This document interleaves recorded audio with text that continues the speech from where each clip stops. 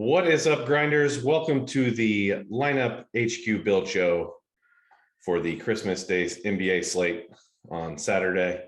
I'm Andy Means, and I have Squirrel with me, arguably one of the best tournament players in the game today. He's going to help you take down one of these big, bad tournaments on Christmas while you're ignoring your family. The festive Squirrel. What's up, man? Yeah, it's good to be here. Christmas NBA is a yearly tradition, so we got an interesting slate this year, though. That is the perfect segue to what I need to tell everybody from the get-go. We are recording this at roughly 11 a.m. Eastern on Christmas Eve. So we are pretty much 24 hours out from when the slate will even start. There are no injury reports released from anybody. I don't even know, maybe some lines are out. I'm not even sure about that. We haven't pulled them in, imported them into Lineup HQ yet. We have a rough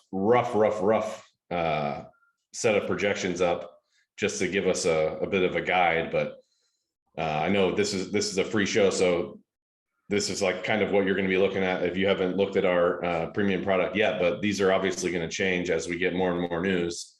So I figured the best way we're going to be able to handle this is go through this game by game pretty briefly, go with what we are assuming as of now, knowing full well that there's no way this slate is going to look the same that it is what we're projecting right now. For instance, I saw yesterday that the league and the Players Association has even agreed to some different testing measures and like clearance process. So like we might even see some guys be exiting the health and safety protocols to return tomorrow, like maybe a Kevin Durant or something. So who we do not have projected in right now, as you can see, James Harden with easily the best RG value on the slate. So Squirrel, did I miss anything? What do I need to warn everybody about before we start hopping in here?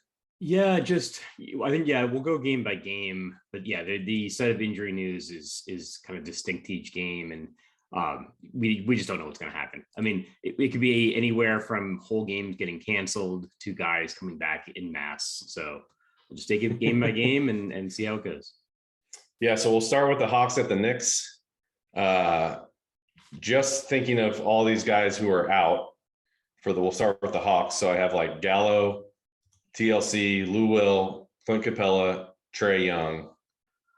And then in last night's game on what we'll call, I know some people will be watching this on Christmas, but on Wednesday night's games or Thursday night's games, geez, who knows where I'm at right now. Thursday night's games. Cam Reddish went out with an injury, didn't return. DeLon Wright went out with an injury, didn't return. As you can see, we have those guys projected in right now. So we'll have to see if those guys even play. That's not even health and safety protocols related. Then you have the Knicks, who were without Quickly, McBride, Knox, Noel, RJ Barrett, cleared health and safety protocols, but then did not play because his conditioning wasn't up to par. So we do not have Barrett projected as of right now. So that's where we stand on this game as of now. I don't even know where to start here, man. So like, I guess I wouldn't surprise me at all if like Reddish and DeLon Wright don't even play. I'm going to check our lineups page. Like that would, if those guys don't play, that would leave them with roughly like 8 or 9 bodies. So obviously, you're going to be starting with like John Collins there just because he's going to have to do literally everything for this team. I guess let's just start with the Hawks, man. Squirrel, what would you be looking at, assuming this is relatively the roster we're going to be looking at for Christmas Day? So, I think this is the game that's most likely to be canceled, if any of them are. I'm worried about the Hawks. Yeah. Because I think, Cam Reddish and, DeLon Wright both got ankle injuries last night, and they were 2 of their few healthy bodies. So this game might not play. But we'll see what happens with the protocols, and we'll see. I mean, sometimes these guys are coming back a little bit faster from these injuries when the teams are really, really down bodies. But another issue is that of the guys that are on the Hawks, we don't really know how many minutes the healthy guys can play, because like Bogdanovich seems to have his minutes capped because he's coming back from an injury. Lance Stevenson, he's been playing for them, but he's since he joined the team, his minutes have been a little bit limited. So yeah, I don't know. John Collins would be the guy I would look to first from the Hawks, and then after that, probably Skylar Mays. He had a good game last night when nobody was playing him after having a total dud the night before when he was very highly owned because he was put into the starting lineup at the last minute. But yeah, you can see there at 35 DraftKings points. And I think he played the whole rest of the game after Reddish and DeLon Wright went out. So if those guys are out, probably Skylar Mays. And the pricing came out before the end of last night's games, I think. So he's really minimum priced. I think on both FanDuel and DraftKings are close to minimum priced. Yeah, and a couple things I want to follow up on there. One, we're only going to be looking at DraftKings pricing for the most part here. I'll try to keep cognizant of other ones, but we only have projections in our lineup HQ for DK right now. So it will be a little heavily focused on that just because that's all we have to be looking at. I'll try to keep an eye on some FanDuel price tags as I can. The Bogdanovich thing, I'm glad you brought him up because McMillan announced after their game on Wednesday that he had for that game specifically, he had a minutes restriction of 16 to 20. They went over a little bit and he went to 22. So great sign that he played basically 28 on Thursday. You got to imagine, maybe even like we have him at 25, maybe even like he could get 30 plus now that the steady ramp up. So if Reddish and Wright are out, yeah, he's going to look really, really good. Like you said, Skylar Mays is going to look really, really good if those guys are out too. So those would be my main looks, those three, and Lance is going to have to play a lot. Like I said earlier, we're projecting, Sharif Cooper not to play. And then one guy I don't think I went through on my rundown of the Hawks is Kevin Huerter, who was it sounded like he was almost going to clear protocols for the Thursday game. And then at the last minute, they said he didn't. So it sounds like he's close. We do not have him projected in. So I'm going to check his price tag real quick on the sites because I'm guessing he's pretty cheap. He is 4.9 on DK. So if he is in and some of these other guys out, he's going to look really good. Like you really want to look to the guys that the coach trusts the most as they lose more guys. So that's obviously Bogdanovich, that's Collins, that would be Huerter. Those would be the main guys. And obviously the two front court guys, Gorgie Jang and Onyeka Okongwu. And I believe Okongwu got the start last night. So that's kind of what we're looking at for the Hawks. A lot up in the air. Squirrel with the bold prediction, the game might be postponed. Christmas slate might not be starting until 2:30 Eastern tomorrow. We shall see. Let's go to the Knicks, who Kemba, man. So I luck boxed into Kemba last night, kind of the last piece, and I got a little part of that 70 ball he put up last night. Just to reiterate what they're looking at, we'll see on RJ Barrett, but yeah, still without a lot of the guards. I'll actually pull up the game flow tracker from their game last night. One of the handy tools we have at RG. This is one of the pages I look at the most just to see what rotations look like. So as you can, they went with Burks, Kemba, Fournier at the 1, 2, and 3. Randall obviously at the 4, Mitrov at the 5. As far as other bodies they brought in there, Taj obviously played a little bit, but Jericho Sims kind of leapfrogged him. And Obi Toppin played some other front court minutes, and they had Damian Dotson. And that is about it, minus 3 minutes of Daniel House. So, this could get a little different if RJ Barrett comes back in. But as you can see, like right now, it's looking like a lot of Kemba based on how many minutes he's playing, based on his usage. Do you have any interest in like any of these other guys in main builds, assuming it looks like this and Barrett still is out? While you talk on him, I'll be looking up Barrett's price tags, or while you talk on the Knicks in general, I'll look at Barrett's price tags. Sure. So I think that's the big question is is RJ Barrett going to come back and play? And if he does, how many minutes does he play? And it's a little bit concerning that he's out for conditioning purposes. That would lead me to think that if he does come back, he might not play full minutes. Maybe he's coming off the bench. But yeah, Kemba has been going absolutely berserk since all of the Knicks guards went out. I mean, he's playing like he's got to prove that he still belongs in the NBA. And he's been doing it so far, right? Like you referenced like the 70 points. I think it was 70 DK points he put up last night, or 66 or something like that. But yeah, he's been the guy you need to have since all the Knicks guards have gone out. And if RJ Barrett is out or limited in any way, I've got a large amount of interest in Kemba Walker on this slate, assuming this game plays. Yeah, now Barrett's 5'8" on FanDuel, 5'9" on DK. What we'll be curious is to see who they start if Barrett comes back, because I mean, at this rate, Kemba might have played himself back into the starting role. I mean, obviously he was out of the rotation not too long ago and was brought back in just by the sheer numbers of things. They just didn't have anybody really to play. And he's been playing 38 to 40 minutes every game and crushing. Looking at the usage, obviously the usage was spiked last night because he was playing so well, up to 31%. So that'll be key to see if Barrett does return. If they do Burks, Barrett, Fournier, or if they do Kemba, and who would be the odd man out there? I don't know. Probably Barrett, since he's coming back. Who knows? So that's what we'll want to keep an eye on. Real quick, FanDuel prices, because I in my content recently, I know that they've just been much cheaper on FanDuel, the Knicks guys. So like Burks 5'6", really good price tag. Julius Randle 8'7", really good price tag. Those guys, once projections come into Lineup HQ for FanDuel, those guys are going to look really good over there. So that about wraps it up for that game. Let's go to the next one, Boston and Milwaukee. So obviously we'll start with the Bucks because they're the more decimated, more relevant guys who are out. So Giannis, Portis, DiVincenzo, Brook Lopez, we're assuming all of those guys out. Mamukelashvili was out the last game or two. I don't think we're projecting him. Let me pull up on my other sheet here. I don't think we're giving him a projection.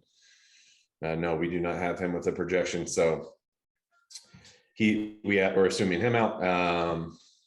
The Grayson Allen thing's been really weird. I'm pretty sure, was he like out again and not on the injury report? I think last night was he out again last night?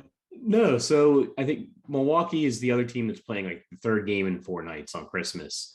And Grayson Allen 2 nights ago was declared in, and then he wasn't in the starting lineup. And they said, yeah, he was ill, non-COVID illness, and they just decided not to play him, to let him rest for the following game.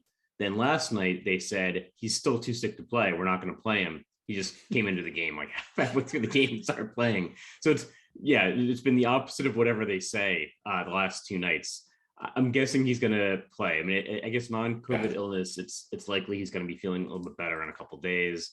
So he's probably fine to play, but it's been totally up in the air the last 2 That's nuts, man. And not on the injury report in any of those games, for the record. So impossible to know like what they're doing. I don't know if they found some loophole with the league's reporting rules that they don't have to abide by, because they just keep doing it and it doesn't seem to be an issue. So we'll see on those guys, but that's a pretty good indication of, obviously the important ones are Giannis, Brook Lopez, Portis, and DiVincenzo should be out. Then Boston has a bunch of guys out, but they've had a bunch of these guys out for a while now, so we kind of know what to expect. Horford, Juancho Hernan-Gomez, and his freedom just got added to that list. Josh Richardson, Grant Williams, Broderick Thomas, Jabari Parker. We're assuming all of those guys out. I think the freedom one will obviously need to fix. There's probably going to be a handful of these. I'm pretty sure the freedom one just recently got announced that he got put into protocols. So those will obviously be updated here on our next go around of updates. Not a lot popping here for DK, as you can see, all negative RG values. That'll change a little bit. Robert Williams is gonna look a little better when freedom gets bumped down. But Tatum at 10.4, not a great price tag. Jaylen Brown all the way up at 9.4, although he's been playing a little better. So start with Boston here, just since that's what I have. Anything that you're looking at when you like your main builds here? I mean, any ceiling? I'm guessing we're going to see low ownership on these guys, so that's good.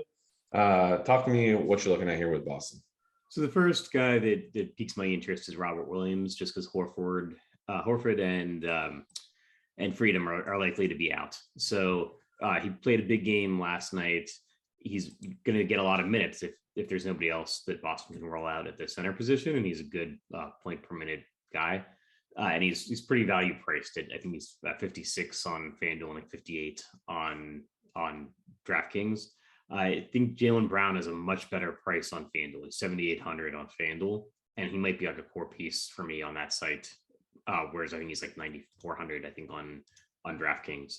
So yeah, there's a big price difference there. Same with Tatum, who's he's only 9.5 on FanDuel.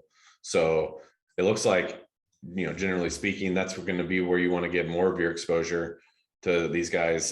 Smart's 5.8 on FanDuel. I like that. Schroeder's 5.7. So these guys have pretty good price tags. Like as far as like cash games go, if you're playing cash games on Christmas, which I don't even think I'm going to do, because like I just don't know if I'm going to be able to follow all the news all day. I'm going to be in the car a bunch too, so I might not even like get involved in that. But so you're probably not looking at any of these guys on DK for cash games. But yeah, you're probably going to get some low ownership on them. Let's pivot to Milwaukee. Oh, just add one quick thing is that Milwaukee usually has a really good interior defense, but like all of their big men are out. So that's something to keep in mind. I don't know about our projections, but I think sometimes projections kind of factor that type of thing in, that this team's usually really good on defense in the paint. But with Giannis out, with Portis out, with Brook Lopez out, all those guys out, maybe that's not going to hold true in this game. So that's another call to Robert Williams. Yep, that's a great call. Yeah, he was coming off a really, really big game a few nights ago. So price tags didn't really adjust. You mentioned his price tag on FanDuel is pretty affordable too. So yeah, he's probably the standout guy there. The Bucks are obviously going to be the better pieces here. With Giannis and Portis out mainly because those guys are high usage guys, high rebound rate guys. We've seen DeMarcus Cousins, man, like 4.9 on DK. He's all the way up at 6,000 on FanDuel though. So obviously the DK exposure is going to be a little heavier there for most people just with price tags, but he's played 27, 28 minutes the last 3 games. So like, it's great to see his minutes there, and the production, man, it's there as well. He's had basically 30 to 40 fantasy points. A really, really good piece. I just want to look and see where I think he's as of now, one of the better DK values on the entire slate. Yeah. It's like probably one of the best cheap plays on the slate as of now on DK. You have obviously Middleton and Drew getting huge bumps with no Giannis, especially. I'm looking at their 8.3 Middleton on DK. Middleton's 8.1 on FanDuel. Drew's price up above 9K on both sides. But, if you're prioritizing a spin, you're probably prioritizing Harden on this slate, but that's assuming KD's out. But like, how are you treating Middleton and Drew? Noor is obviously cheap. He's been starting. So I feel like this is going to be a pretty big spot to target here on this. Like, what do you think? Yeah, I think so. And yeah, they're playing at home. It's one of the higher game totals of the Christmas slate. And these guys are underpriced, particularly on DraftKings. I think the prices are a little bit higher on FanDuel. But yeah, Cousins at 4.9. And Jordan Nwora, if he's starting again, those are really good prices. The only thing that concerns me, it's probably more with Cousins, is that, again, this is the 3rd game in 4 nights. And with his injury history, like he's probably not going to see 30 minutes. I mean, he's not going to see 30 minutes regardless, but like they're going to pull him off the court if this game's out of hand in either direction. Yeah. Whereas Jordan Nwora is a younger guy. They're more likely to keep him in. Good point. With the Boogie thing, man, I was honestly surprised he got that much run last night on the second night of a back-to-back. So it's good that he can do that and can produce still. With obviously, like you said, he's had a ton of injuries in the past 2 to 3 years that have probably cut down his athleticism and cut down his conditioning. But it was positive to see that, but that would be a reason why you would be taking underweight approaches on this guy I'm at this rate, he's going to be really, really chalky on DK. So that would be a reason to take an underweight approach if you think that's a route to him failing. That's a good enough for that game, I believe. And let's go to the game that's probably the best game on the slate, because I mean, these are 2 of the best teams in the league, and these also have 2 of the fewest injury / health and safety protocols issues we're dealing with. The Suns basically have just some fringe guys out. like the Frank Kaminsky's, Sarge is basically out for the year with his ACL injury, and like Abdel Nader. Those are all fringe rotation guys that probably won't even really play in this game. Maybe Frank, if like depending, no, probably not even Frank if he was healthy. But so don't worry about them. Phoenix is all healthy. Basically, Golden State does have a few key guys out due to health and safety protocols. Wiggins, Jordan Poole, Damian Lee. That's what we're assuming at least. But as you can see, they have plenty of NBA caliber players that can fill in for those guys, and that's what they've been doing the past couple of games. So from an actual basketball perspective, this is looking like a great game to watch out of the 4 or 5 that we will have on Christmas. From a DFS perspective, I'm not so sure it's going to be one of the best ones to target. So Squirrel, where do you stand on this? Because this could be one of the more competitive games. I'm just not sure we'll get a bunch of DFS goodness out of it. Yeah, I think you hit the nail on the head. It's going to be a great game. It'll be interesting to see ownership, because I think from DFS perspective, this is the game least impacted by COVID news. And so I think guys might overlook this game. Like people might overlook this game, particularly the Phoenix side, because there's no one dramatically underpriced. But there is a little bit on the Golden State side that I like from DFS perspective. Gary Payton, I think, started last night. He's really underpriced. He's been doing really well since I think that was Andre Iguodala went out, Damian Lee is out, and Jordan Poole is out. And in particular, with Jordan Poole out, Golden State really needs another scorer after Steph. So Payton, I think, I was looking just at, I think at halftime last night, and I think Gary Payton had taken more shots than Steph Curry. I thought that was interesting. I think he's like 3,900 on DraftKings, and he adds a lot of blocks and steals, which is appealing on FanDuel. And then also Otto Porter has been doing pretty well, and he's also been taking a little bit more of a role in the offense, and he's pretty underpriced as well. Glad you mentioned Iggy. I did not mention him at the start because his wasn't health and safety protocols related. He's been dealing with that knee stuff, so he's missed. They've been bouncing back and forth with keeping him in and out. So the projections that we have in Lineup HQ as of right now do not have him in, I believe. Yeah, so we are assuming him out as of right now. Once these teams release an injury report, that could change. He might be available for this Christmas Day game. So keep an eye on that when all of the news starts churning eventually. And also keep an eye on the starting lineup. Like you mentioned, they started Gary Payton and Otto Porter at the 2 and the 3. I believe it was 2 games ago. They started Kuminga at one of those spots, and Damian Lee was on him, but now he's out. But like Kuminga got hurt his back in like the first quarter. So maybe they go back to Kuminga, who knows? So keep an eye on the starting lineup there. Porter's obviously looking really good at that price tag at 3.9 on FanDuel. He's pretty cheap too. He's 4.5 on FanDuel, not as great of a price tag, but played 30 minutes the last 2 games with some of these guys out, filling in at the 3 and the 4, had 30 plus fantasy points in each game. Steph Curry obviously is going to have one of the higher ceilings on the slate anytime he's on the slate.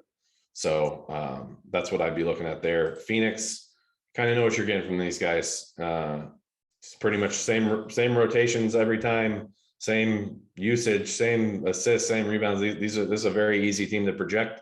That being said, they're not looking like great values. So talk to me about Phoenix, man. Like I'm not seeing anything that's sticking off the page here. All like their main 3 are all 8K and above on DK. So what are you thinking here with Phoenix? It's going to be tough. I'm probably only going to be playing Phoenix if I'm running it back with some Golden State guys, because I think the only way, like these guys are priced appropriately. So the only way they can really hit in a tournament, I think, is if this game's going way over the total or goes to overtime. Maybe the other games are all total busts and this one's competitive. So there's a lot of action in the fourth quarter.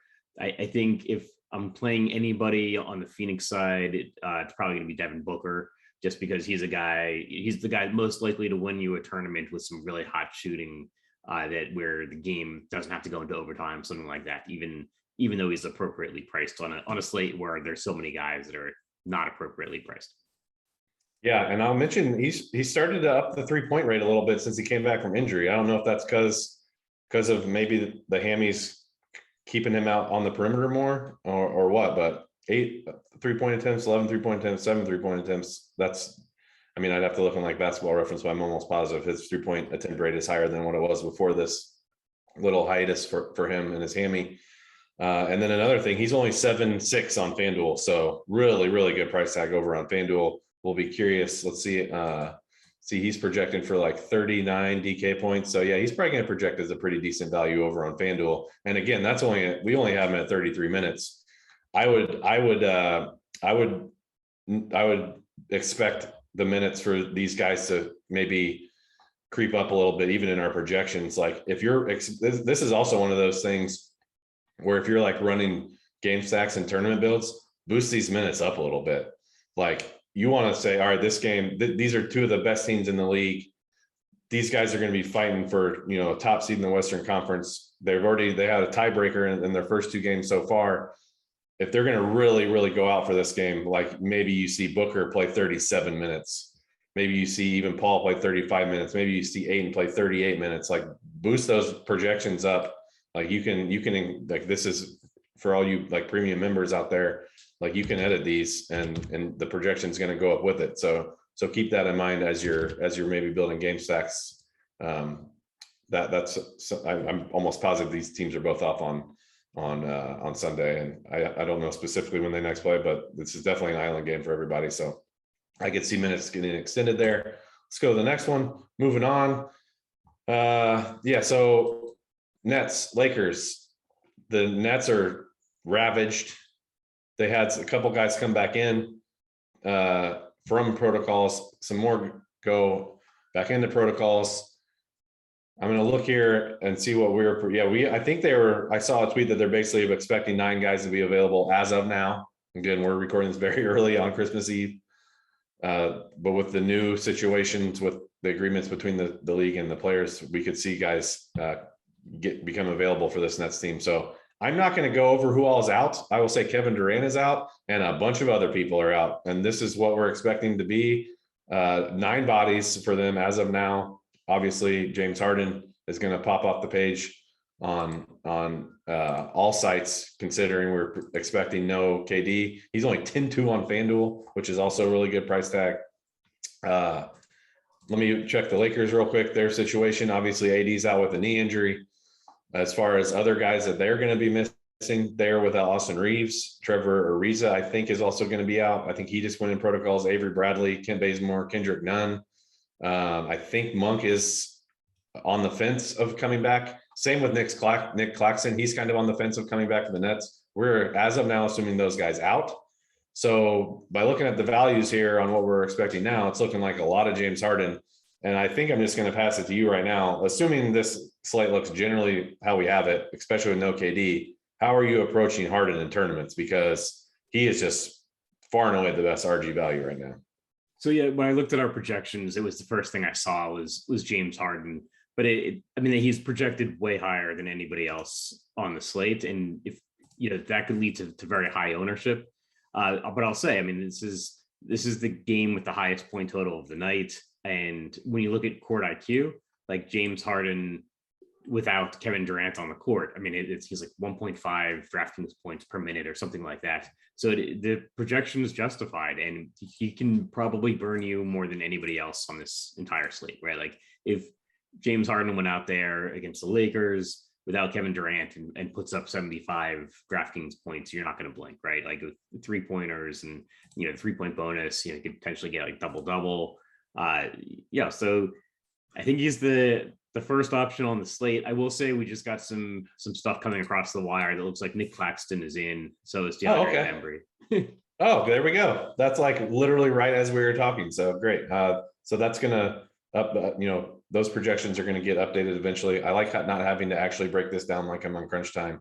I can just say that's going to happen later because the slate's not starting in 15 minutes. It's starting in a day. That feels way better, Squirrel. Yeah. I will say I have some interest in Nick Claxton. I haven't seen his price, but he's somebody against the Lakers, and without LaMarcus Aldridge, without Kevin Durant, he is somebody that could be interesting, especially, I guess he wasn't a health and protocols guy. He was a wrist injury. So he should be okay to play. If the wrist is healed, he should be okay to play full minutes, and that makes him interesting. Yeah, so he's 5'9" on FanDuel, so that's scary price tag. Probably not much interest there, but 4.5 on DK. So that's going to look good. One thing I want to note about Harden, and I will say it's interesting that some Nets are already popping back up into availability status. So maybe there's hope for Kevin Durant. But if you're fading Harden, if Durant's out, what you're hoping for is this game on December 8th. That was when the last time Harden played when Durant was out, and Harden was uber chalky. And this is what happened: 53 DK points, things like 49 FanDuel points. Great for like cash games, yeah, but like you can win. You can get away with fading them in tournaments if that's what happens. Like he didn't shoot that great, got to the line a ton, which is the reason he even scored most of his points. 14 free throws, 25 points. Like we've all seen, like he has struggled to generate his offense a little more this season, just, with his ISO ball and whatnot. So that's what you're hoping for if you are taking an underweight approach. Lackluster shooting, a bunch of turnovers, it can happen. So he's going to project well for obvious reasons, but it's not like he's an automatic to just absolutely crush the slate. So I wanted to point that out. You should point out that game, he almost had a triple double and it was still 50 DraftKings points, right? But the price matters a lot. So that's not a score that's going to kill you in tournaments if you're fading it. Quadruple double if you count turnovers. Let's briefly talk Lakers. LeBron has looked great. I want to point out the rebounds because, obviously they've been playing him like some small ball 5, but he's really picked up the rebounding. 10, 14, 7, 9 the past 4 games, 60 DK points in 2 of the last 4 games. I would not be surprised to see him play like upper 30s minutes in this game.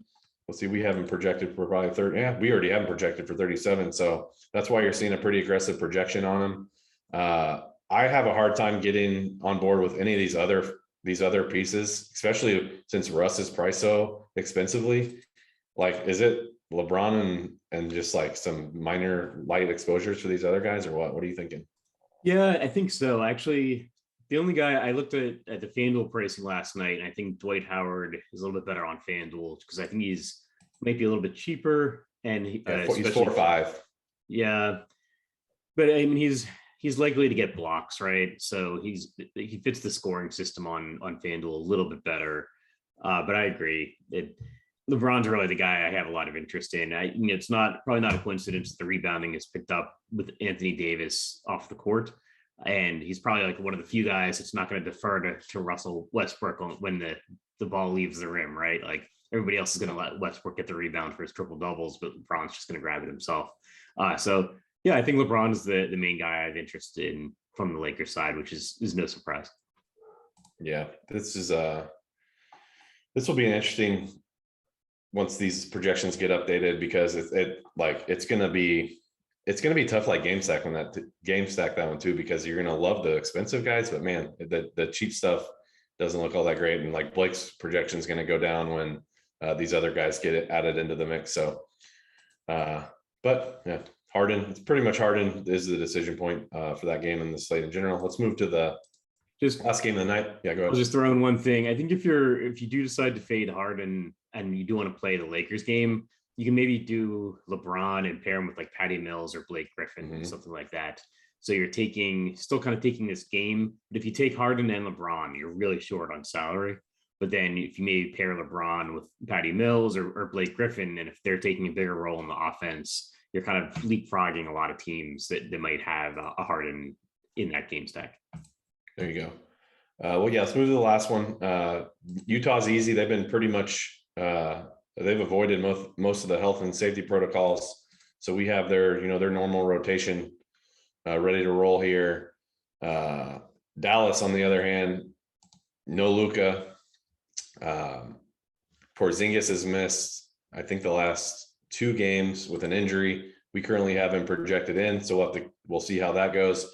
But they have some other fringe guys out too, and not even fringe guys, like THJ's out for protocols, I believe. Reggie Bullock, Kleba, Trey Burke, Josh Green. So pretty short-handed team. And Brunson, good to see Brunson's price tag come back down to 7.6 on DK. I think he was above 8K on that last slate. Looking at his price tag over on FanDuel, he's 7.4. Obviously a difficult matchup, but he has a lot of responsibility. Projection is going to look even better if Porzingis is out.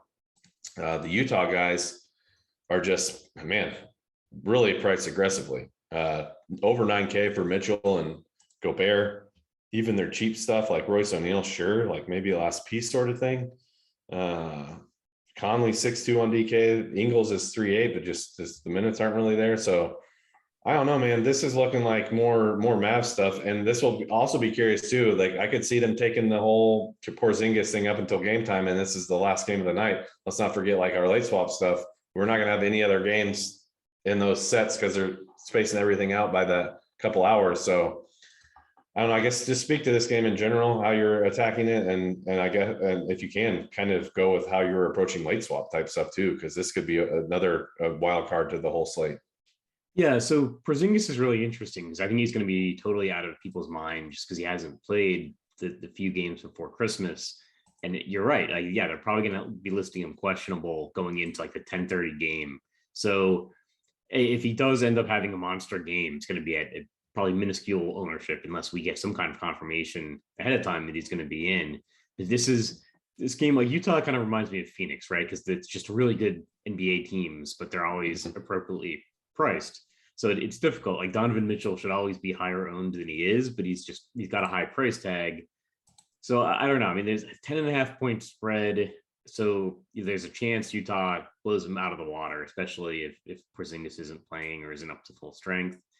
It's probably going to be my lowest owned game of the night, but I will probably, with 150 lineup set, I'll be having some chunk of Porzingis teams running it back with Utah guys that I'm just hoping to readjust somewhere. If Porzingis is ruled in, and then or depending if he's ruled in or ruled out, and then if this game is more competitive than they're expecting.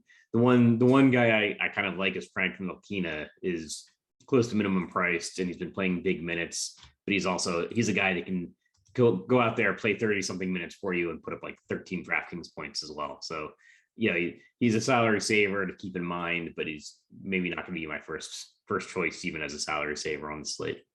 Yeah, and our projections are preferring Sterling Brown a little bit to that, and he's looked really good in these last two games without Porzingis. So give him a look. He's only 3.9 on DraftKings. His price tag over on Fanduel is pretty affordable as well. I think he's 4.4 there, so not as appealing. A couple other Fanduel price tags for that last game. Mitchell, only 8,400 on Fanduel, so I think there's some profit potential there if that game can stay a little close, maybe can get you 50 Fanduel points. Other than that, man, I don't. This is probably the least appealing game of the night, especially from the Utah perspective. You might be able to get a little, scrounge out a little more value from the Dallas side if Porzingis is out, but it's looking like Brown will be there, maybe Ntilikina. But I think that's it, man. Anything else you want to touch on that we might not have hit before we get on out of here? I guess just one thing on the Dallas side, like if you can figure out a way, if you are going to play Porzingis, maybe try to put him in the util spot on DraftKings, and then to swap down to Jalen Brunson, who's going to benefit a lot if Porzingis is out. But try to keep late swap in mind, but also try to spend some time with the family as well. It's Christmas. So. There you go. Yeah, and if you want to, if you can leave 400, you can also go from Porzingis to Gobert or something. So if that's a lineup you're looking at. Yeah. All right. So that's going to do it. I just want to recap that this was, pretty much 24 hours before the slate starts. No injury reports are out yet. Very, very rough projections, but we just wanted to kind of give everyone a first look at what the slate's looking like. Obviously, with games spread out throughout the day, everyone's going to be wanting to get a little bit of action in on the Christmas Day slate. It's kind of a tradition this day and age in the NBA DFS street. So that's going to wrap it. That's Squirrel. I'm Meansy. Merry Christmas. Happy holidays. Hope you all win some money on Christmas, and we will catch you guys later.